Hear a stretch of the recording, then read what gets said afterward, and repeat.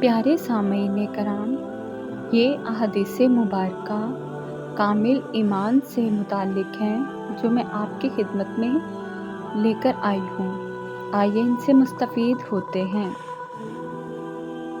حضرت ابو ہریرہ رضی اللہ تعالیٰ عنہ کہتے ہیں کہ رسول اللہ صلی اللہ علیہ وآلہ وسلم نے فرمایا، اس ذات کی قسم جس کے ہاتھ میں میری جان ہے، تم میں سے کوئی اس وقت تک مومن نہیں ہو سکتا جب تک کہ میں اسے اس کے باپ اور اس کی اولاد سے زیادہ محبوب نہ ہو جاؤں۔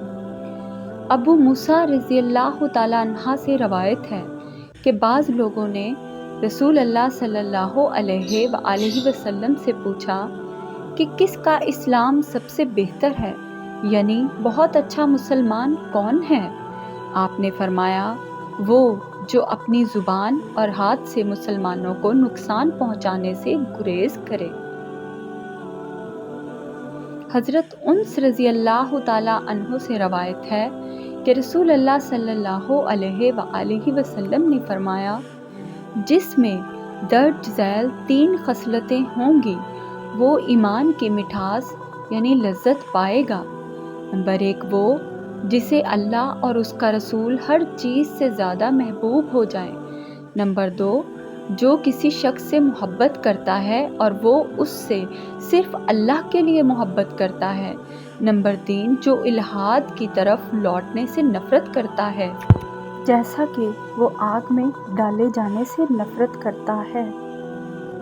حضرت عائشہ سے رضی اللہ تعالیٰ عنہ کہتی ہیں کہ رسول اللہ صلی اللہ علیہ وآلہ وسلم جب بھی مسلمانوں کو کسی کام کا حکم دیتے تو انہیں ان کاموں کا حکم دیتے جو ان کے لیے آسان ہوتے، ان کی طاقت اور استقامت کے مطابق۔ انہوں نے عرض کیا، یا رسول اللہ، ہم آپ جیسے نہیں ہیں، اللہ تعالیٰ نے آپ کے پچھلے اور آئندہ کے گناہ معاف کر دیے ہیں۔